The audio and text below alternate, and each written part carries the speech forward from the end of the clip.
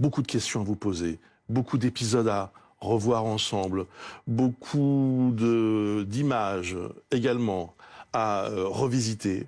Avant cela, le Maroc, si vous le voulez bien.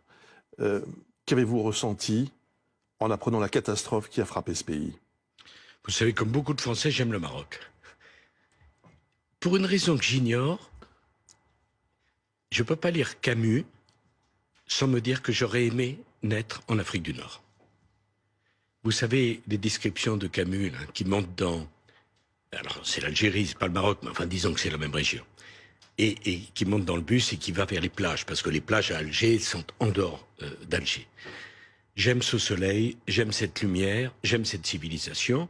Et immédiatement, au Maroc, je me suis senti chez moi. Je ne peux pas vous expliquer pourquoi. C'est un pays que j'aime.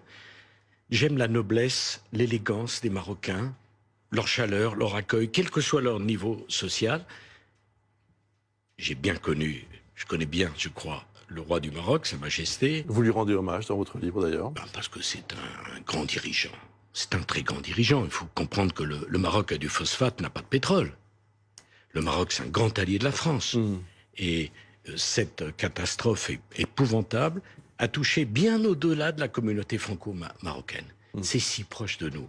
Ils sont si proches de nous. Et puis Marrakech, à 70 km de Marrakech, un tremblement de terre niveau 7, c'est bouleversant. Et c'est beau de voir les Français bouleversés par cela. Dans votre livre, vous écrivez « La France doit chérir cette relation privilégiée avec ce pays. Elle doit la préserver car elle ne va pas de soi.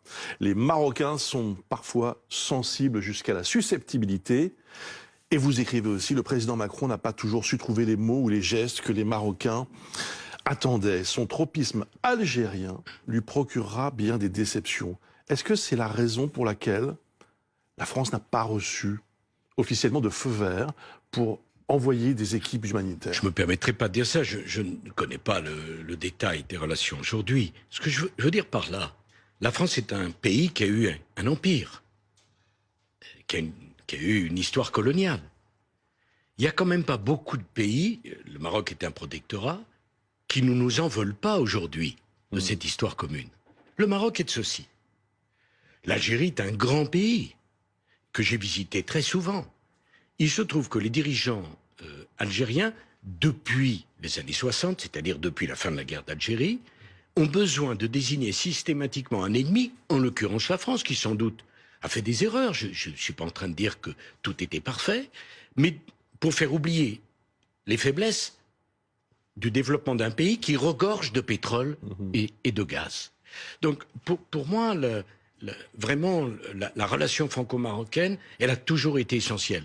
D'ailleurs, le président Bouteflika m'en avait amicalement voulu, parce que j'avais fait ma visite d'État comme président de la République au Maroc avant l'Algérie. Mais j'avais dit à Bouteflika, écoute, je préfère aller dans un pays où on nous accueille magnifiquement, célébrant l'amitié et la proximité de la culture franco-marocaine, plutôt que dans un pays où sur 3 jours de visite, je passe 2 jours à me faire attraper, alors que j'étais à peine né au moment où finissait la guerre d'Algérie.